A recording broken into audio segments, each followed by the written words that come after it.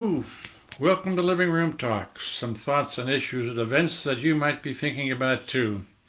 My name is John Graham. I'm an adventurer, activist, former diplomat.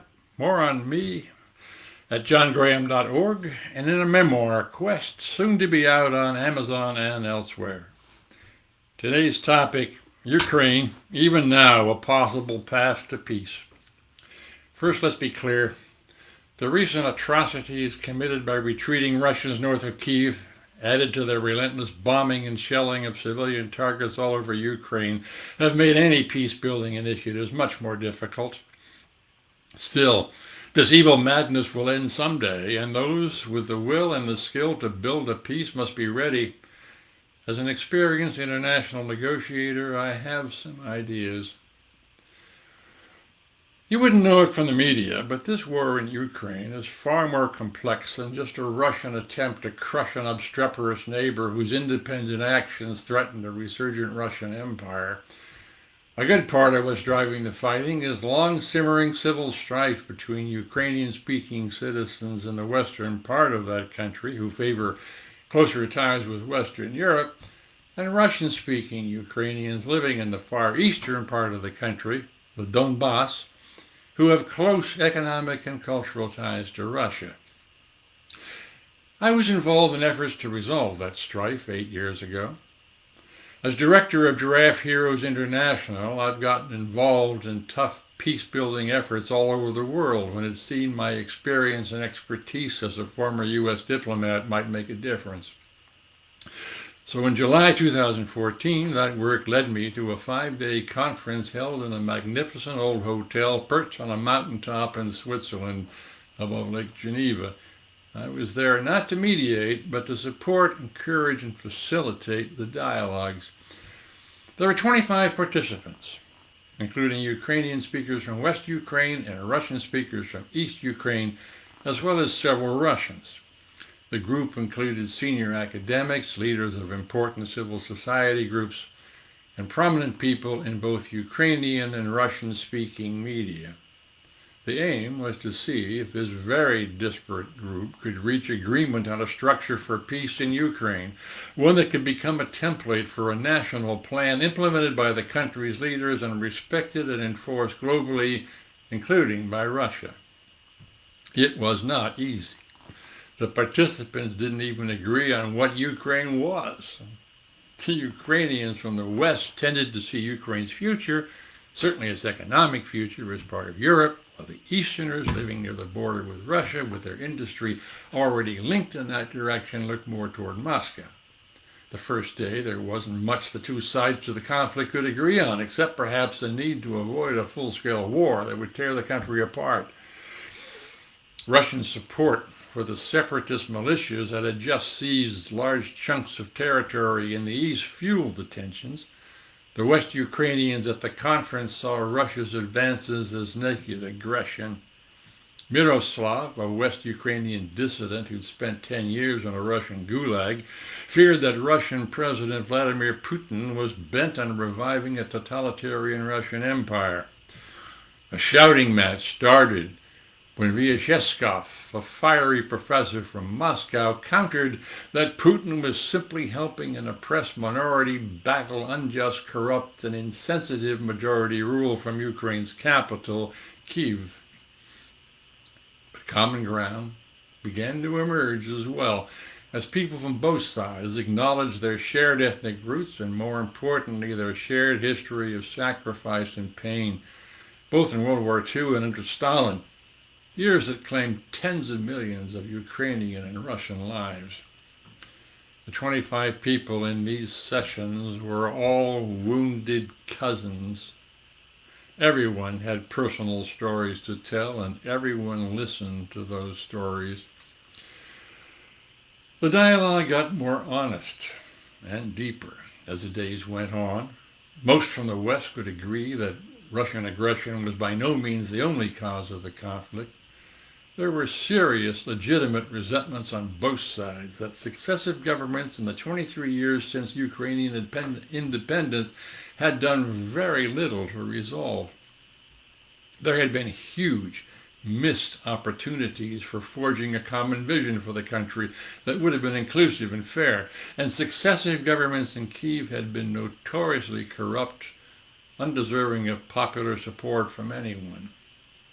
So it was 5 days of anger, pain, grace, shouting, courage. The honest acknowledgments of a bitter joint history under Hitler and Stalin provided powerful common ground. At the final session, the participants presented a remarkable joint platform for Ukrainian-Russian contact, dialogue, and initiatives. It condemned the aggressive and hostile actions of the Russian Federation toward Ukraine and stressed the urgent need to defend the territorial integrity of the country.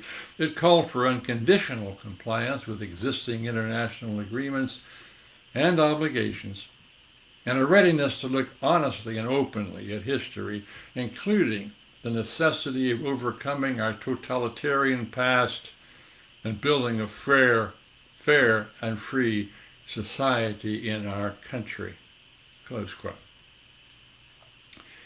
Meant as a practical roadmap, the document called on all Ukrainians to join the dialogue on the future of the country and to help create joint initiatives and practical steps for peace building, including reaching agreement on a set of conditions and reforms that could keep the country intact and secure.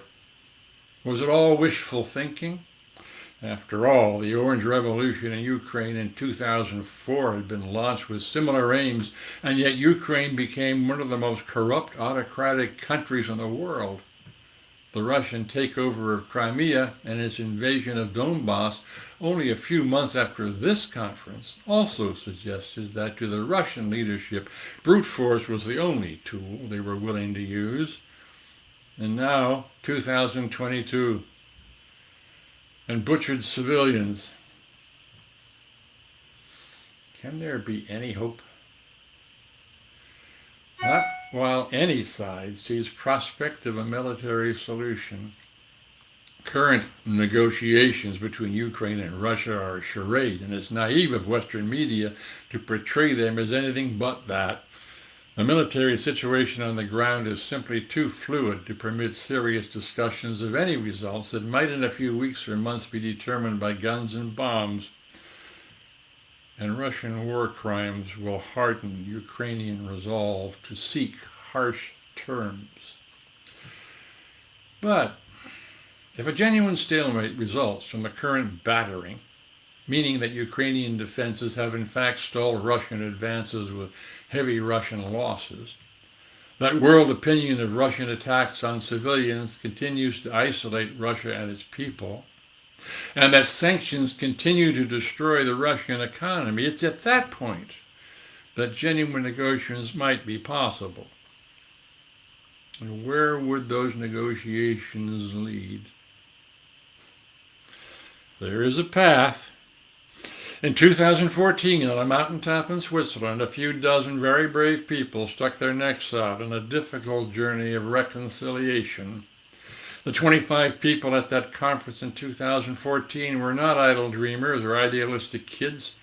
They were professionals with the skills, street smarts, and resources to make a difference. Many of them already were making a difference.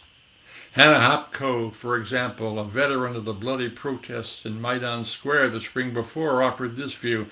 This crisis is not about ethnicity or geography, she said. It's about hope. One side says that we can fix our problems ourselves. The other side yearns for the stability of the old Soviet Union when all the rules were set for us. The first side must demonstrate to the second, she went on, that the people, together, can create a stable and just country. She added that unless broader reforms could create a transparent, just, inclusive national government, those living in East Ukraine will not see why they should stop armed rebellion and offer their allegiance to it. Sure, peace did not happen after that conference in Switzerland, but it was in retrospect a necessary step toward peace, When the guns finally fall silent in this current war, presumably after the Russians finally accept they will not achieve their aims by force, there will be some kind of internationally enforced settlement that keeps Ukraine out of NATO, but at the same time provides stiff assurances of its territorial integrity and security. Probably with some kind of special status for Crimea, for Donbass. But that won't be enough. Achieving real peace will again be up to brave and committed ordinary citizens to build the national government their country needs for all its citizens, inclusive, effective, honest, and just.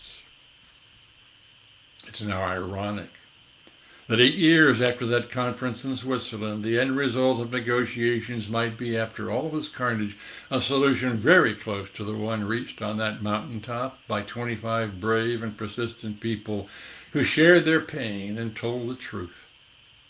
Meaningful reconciliation, however, between the Ukrainian and Russian peoples, especially after last week's massacres, will be much harder.